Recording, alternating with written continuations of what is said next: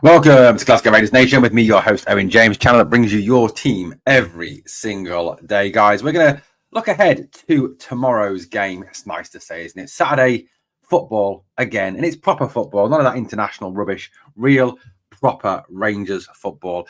Well, kind of proper. It's a friendly. And it's all about fitness. It's all about getting the team to gel. It's all about team bonding, tactics, etc. It's not really about the result. Performance is kind of important, I suppose, to see that, that we're heading in the right direction with this bunch of players, even though hopefully there will be more arrivals and departures between now and the start of the season, although after Philippe Clermont's comments yesterday, we're not 100% certain on that. But before we start talking about the Ajax game tomorrow, just a little bit of an aside. I bet you're all wondering, why is there a picture of Scott Arfield on the thumbnail for this video? Well, it is because Scotty, Super Scotty, the man, I love Scott Arfield. I mean, Scott Arfield, one of my all top favourite players, love him to bits. Guy who gave everything for Rangers, so many vital goals for the club. Great one against Celtic, the two against Aberdeen to win the game when we were 2-1 down. Just fantastic, just a superstar. I love Arfield. The heart, desire, I'd love to have him still at Rangers now. I mean, Scotty's had a pretty decent career. Rangers, Burnley, Falkirk, Huddersfield, and obviously most recently, Charlotte FC. Now, wherever Scotty's gone, he's tended to play quite a few games wherever he's gone. Obviously, Rangers, 233 club appearances, 43 goals, 19 assists. That's 62 total goal contributions in 233 games. Yes, near the end of his career, he was largely used as a substitute, but still a very influential one at that. Well, according to reports in papers here in England, it is said that Scotty will be joining an English team after he didn't report for the start of MLS training. Now, his contract expires in December 2024. It is highly rumoured that Scotty is off to Bolton Wanderers in England's League One. Bolton, who narrowly missed out on promotion to the Championship last season, losing in the playoff final to Oxford United, will be determined to get back to the Championship this season. And they see Scotty Arfield as a type of veteran presence in midfield that can help lead them to success. Well, look, if that's the move that he makes, I think we'll all be looking out for Bolton's results as of next season, hoping that Scotty gets on the score sheet, hoping that Scotty is a success there. Obviously, very short-lived time in Charlotte, North Carolina. I mean, it's going to be a big change moving from Charlotte, North Carolina. North Carolina is an absolutely beautiful state in the United States of America, to Bolton, which is not the nicest of places. I'm sorry. I apologize if you live in Bolton and that's offended you, but compared to Charlotte, North Carolina, it is, pretty much, wine and water. But good luck, Scotty. If that's the move you're making, we wish you all the very best. So, Rangers tomorrow take on Ajax. And it's not going to be at the Amsterdam Arena, which is a shame. I like the Amsterdam Arena. It's one of my favourite grounds in the world. I really love the Amsterdam Arena. It's going to be taking place at the Sport Park Mundasingel. I think that's how you say it, which is in the suburbs of Amsterdam, a small stadium that holds around 6,500. I've got to say, when I've looked at the pictures of this stadium, it very much reminds me of a non-league English ground. Reminds me of those FA Cup third round games, where the Premier League team goes and gets knocked out by a little team. Bit of standing there, look, you probably walk around the ground as well at half time. It's a very tiny little stadium, but that's where Rangers will be taking on Ajax tomorrow. 6,500 capacity. Be interesting to see how many fans are there, how many Rangers fans have journeyed over to Amsterdam. I dare say a fair few, given what's the word I'm looking for here? The attractions of Amsterdam. I think we'll leave it at that. We won't explore that any further for risk of upsetting the YouTube copyright people and the YouTube ad revenue people. We'll just talk about the attractions of Amsterdam. So yeah, I'm fairly sure there'll be a fair few Rangers fans over there for that game. It's the first of 4 pre-season friendlies. The next one, obviously, against Manchester United next Saturday, the 20th at Murrayfield. That'll be an interesting one. See what type of squad Manchester United bring. Obviously, they'll be missing any Euro 2024 players and Copa America players, the same way that Ajax will be missing, like Steven Bergwijn, for example, Bobby Brooman, players like that have played in Euro 2024. So look, that's the next one. Obviously, then we've got Birmingham on the Wednesday, the 24th of July. Just got a ticket this morning, so I will be at the Birmingham game. So if you want to come and speak to me, if you see me around, I'll come and have a chat, do some interviews. I'll do some recording, get you on the channel, put a video together as well, do some blogs from the game. So yeah, I'll be at that game. If you're going to the Birmingham game, drop me a comment, let me know where you're going to be. Right, so look, we are obviously then finishing then away in Germany. Love a good away Germany trip to play Union Berlin.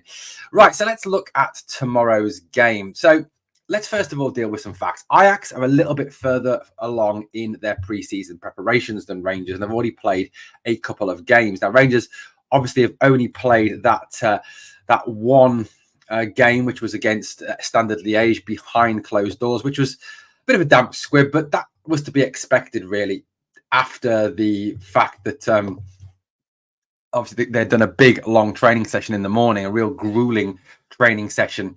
And it really showed, I think, that there was obviously some very leggy players out there.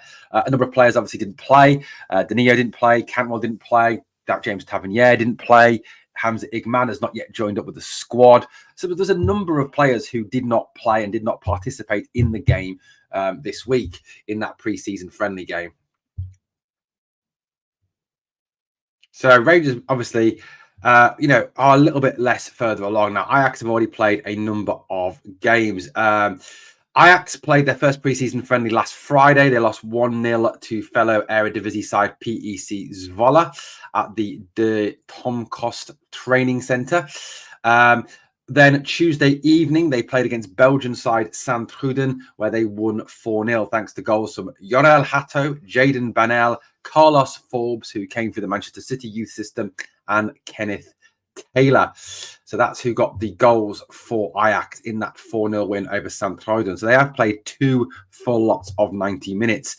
Now, their head coach was a guy who was actually talked about, I think, in Rangers terms at one point, Francesco Farioli, who is a very promising, up-and-coming, talented young Italian coach who spent last season as the head coach of Nice, steering them to 5th place in Ligue 1. So, he is a very highly rated coach. He was with Alanyaspor in Turkey before that. He's only 35 years old. Very, very good at working with young players, developing young players. That's probably one of the reasons why Ajax have brought him in. Has no career as a player to speak of. Started his managerial career at Fatih Karagümrük in Turkey, then Alanyaspor, and then 1 season in charge of Nice before heading to Ajax as manager. In terms of his actual footballing career, he was a keeper, but never ever really achieved anything. Played a lot of sort of youth team football and kind of dropped out of the game before actually never ever making any appearances professionally, but became a scout, a coach, and all those things, and obviously developed into one of the most promising up-and-coming talented coaches in Europe. Has very much been likened to an exciting Jose Mourinho. His teams like to play football. They like to get the ball down and pass it. They like to move the ball around. They're usually very exciting, forward-thinking teams, sort of the complete antithesis of a Jose Mourinho team. But he still is kind of called like a young Mourinho, having obviously not had a playing career to speak of. In terms of the Ajax team, and we will get to Rangers team shortly, but in terms of the Ajax team, this is the possible starting line that's been quoted in a few sources over in Holland. I must say I don't know a great deal about a lot of these players. There's a few players I do know a little bit about. Ramaj is their goalkeeper, is a German youth international, very talented, very promising up and coming goalkeeper. Their back four is Wrench, Guier, Jans, and Hatto. Midfield three, they're a 4-3-3 team. Taylor, Jordan Henderson, the former England player, Liverpool player, Sunderland player, Van den Boomen. Their front three is Forbes, Carlos Forbes. That's the guy pictured on the other side of the badge to Jordan Henderson. He is a Portuguese youth international, a player who came through Manchester City's youth system. Chuba Akpom is their striker for the middle, big, quick, strong, who played for Arsenal, played for Middlesbrough in England, talented striker. And Banel is their left-sided player. Like I said, it is rumored that they will go into, into the game with a fairly strong lineup. Ajax are building up towards a tie with FK Voldavina in the Europa League second qualifying round. They had a really dismal season last year in the Eredivisie, finishing 5th. finishing, well outside the top four, finishing behind the likes of Twente, for example, which, is an AZ, which for a team like Ajax, seeing that PSV and Feyenoord finished first and second is very disappointing. It was a very good finish in the end, though, after a very bad start to the season. So, look, that's pretty much how they think that they're going to line up. As the threats, obviously, Jordan Henderson, still a very decent midfielder, controls the game, runs the game, holds the ball well, uses the ball well. Their front three is very attack-minded. Forbes, quick, strong, speedy on the wing. Akpom, big, physical, quick over the top. So you've got to look out for him running in behind. Their goalkeeper, like I said, Ramaj, is a German youth international, very promising player. A lot of the rest of the squad, very young players. Again, very much keeping in with the Ajax way of doing things, isn't it? In terms of, bringing through young players, developing it that way. So look, it is an interesting one. It is a very interesting one indeed. It's fascinating, isn't it, that Rangers are playing them at Vesep, which is obviously this Stadio Sport Park, rather than the Amsterdam Arena. I think it's been trying to make it as low key as possible. In terms of Rangers' record against Ajax, and I know it's only a friendly game, but their record against Ajax is not the best, shall we say, since 2007. These are the last three games since 2007. 3-1 away defeat, home defeat in the Champions League in 2022 during that dismal Champions League run. A 4-0 away defeat in the Amsterdam Arena on 7th of September 2022. And before that, a 1-1 draw in 2007 at home at Ibrox. So you can see that the record in the last three is not overly promising. Our record against Ajax overall is not actually that good. Ajax, like I said, are much further along in their pre-season preparations, which will give them an added advantage, obviously, having had a fair few more 90 minutes in their legs. So it'll be interesting to see what team that is put out there by the manager, by Philippe Clement. Now, realistically, how are Rangers going to start? He's talked, hasn't he, very much about the fact that he does not think that, that some of these young players are ready to start straight away, that he doesn't think that, Connor Barron and Hefte are, ready to start yet. He talks about them in terms of the fact that, they will be close to getting starting berth. They'll be closer to getting into the team. So that's one thing to consider now. And obviously another thing is, where are we up to with injuries? What's the situation with Cantwell? What's the situation with Sterling? Sterling was apparently injured before that game against Standard Liège. That's why he wasn't involved.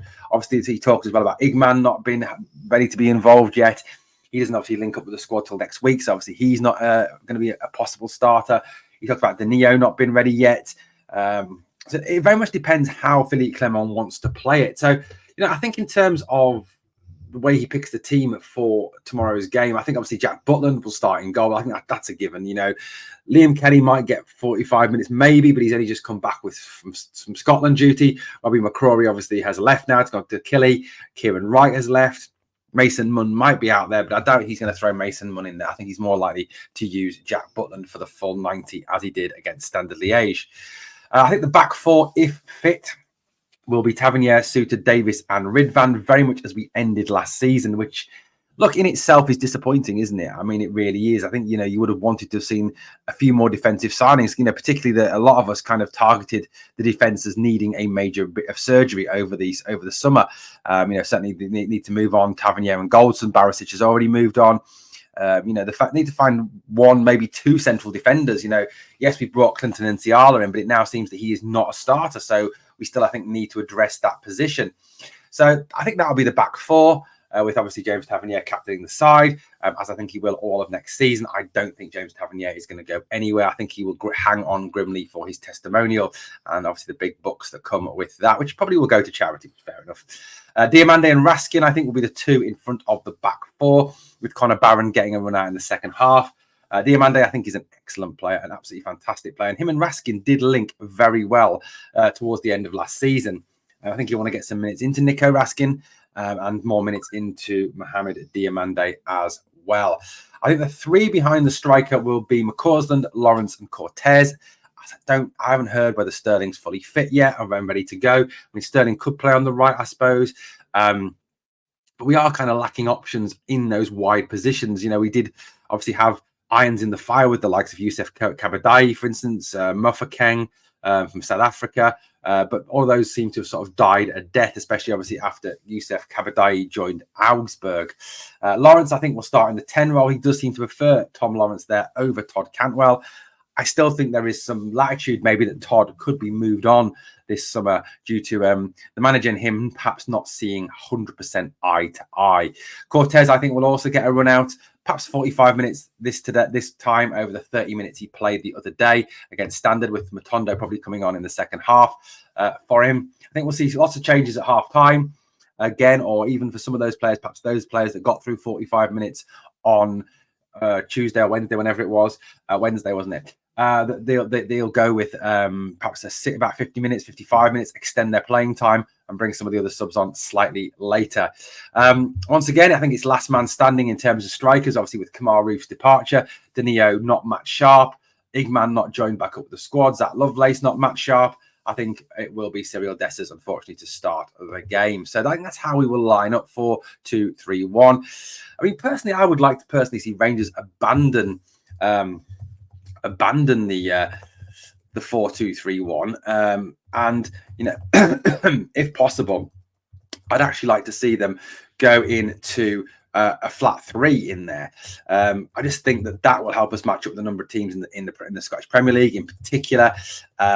It will give us, I think, the chance to match up with Celtic and, you know, go after Hatate, O'Reilly if he's still there, and obviously Callum McGregor, the most overrated player in Scottish football. So look, I think that for me is the way forward. You know, look, looking at it on paper, if everyone was fit and everyone was firing, I would love to see Rangers line up like this. This would be my team in a 4-3-3 formation. Butland back 4, Sterling at right back. It's his natural position. He is a very talented right back. Better player than James Tavernier defensively. Suter, and I'd like to see Nsiala start. He looks a class act. He looks Calvin Bassey-esque to me. And I think, look, a lot of you might say, well, you've never seen him play. Yeah, that's the dire state this defence is in. That I'd rather see an untried youngster put in alongside John Suter than Connor Goldson, who is past it and just finished. Ben Davis, who has got so many mistakes in him. Leon Balogun, who is 36. Leon King, who I don't think is at the same level even as Nsiala. Suter, I think, gets a very hard time from Rangers fans. I think Suter is a good defender. I don't think he's a top defender. I think he's a good defender. Yes, he has a mistake in him, but I think most of our players do. And I think, you know, if John Suter didn't have that mistake in him, I think he'd be playing down south for one of the big 4. Big 6 these days, however many it is that down there that are considered big teams south of the border. 3 in the midfield. I'd like to see Barron and Raskin with Diamande given a bit more license to get forward. With Raskin and Barron being in and about him, I think that would give us a really dynamic midfield with legs, with desire. You know, one of the things we were really lacking last year was a midfield with desire and legs, and, you know, the ability to get in and around people. I think Barron, Diamande and Raskin would give us that. Cortez one side, McCaws on the other, and I'd like to see Danilo play up front. I just think he's a better player all round than Cyril Dessers. I think he'll take chances. Looking back across his career, his goals per 90 is better. He just looks a better, more talented player. I think he was very unlucky with injury last year. I think if he'd been fully fit all season, I think he'd outscores Dessers quite easily. So that would be my team if everyone was fit and firing. Unfortunately, that's not the way it's going to be, is it, at this stage? We're still trying to get players back from those horrible injuries of last season. You know, whatever happens tomorrow, you know, Rangers, it's just for me about Rangers getting out there, getting some minutes in their legs, starting to gel together as a team. I want to see some elements of them starting to move the ball a bit quicker, them being a bit more offensive, a bit more, to use the passes to pass through the lines, to use a variant point of attack, to use the width with, you know, whoever's out wide on the left, Cortez, McCaws, and whoever it is. And also, you know, through the middle as well, the variance of passing and the variance of points of attack. I think that's what we need to see tomorrow. And elements of that, start of that. I'm not saying it's going to be perfect tomorrow. I'm not saying we're going to see prime Barcelona or slick, beautiful passing football. I don't think we'll see that yet because we're still at this point in the pre-season. But it's seeing the start of those seeds starting to grow for me. Ajax obviously carry the advantage because they are much further along in their prep for the game. Yes, they are missing some talented players like Steven Bergwijn, who obviously was unfortunate to be defeated in the semi-final against England the other day for the Netherlands, quite unjustly in my opinion. But yeah, that's where we're at, guys. That's the game tomorrow. I do think, you know, I'd take a draw at this stage at 1-1 or something like that. I just think, like I said, Ajax are just a little bit more further along. We'll have a little bit more match sharpness than us, which will stand them in good stead. I think they're a little bit more further forward with their pre-season preps in terms of signings and everything else as well. Guys, let me know what you're looking for in the game tomorrow. Let me know what you're hoping for, who you're hoping to see play. What would your starting 11 be? Let me know in the comments. Okay, thank you for watching Glasgow Rangers Nation, guys. As always, on the way out, if you can do me 2 favours. Number 1, smash that like. And number 2, remember always, we are the people.